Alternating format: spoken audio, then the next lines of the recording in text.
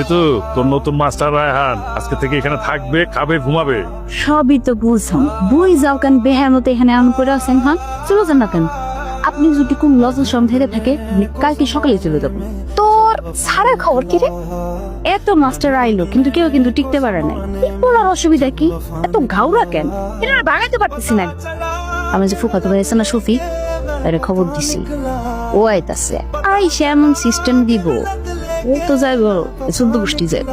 মাস্টারের খাওনটা দিয়া বিষ আছে, বিষ থাকলে খাওনের মধ্যে বিষ মিশায়া ওই পেহা নির্লজ্জ মাস্টার রে মেরা ফেলাম। বড়টা কিন্তু খুব ভালো, সহজ সরল।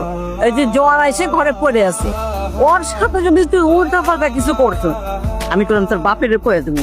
বসে বসে তো খাইতেছেন, খান। আমার আব্বা আপনার একটা সুন্দর ঘর দিছে থাকার জন্য থাকেন, কিন্তু আপনার যেটা কাজ আমারে পড়ালেখা শিখান, সেই কাজটা তো হইতাছে না।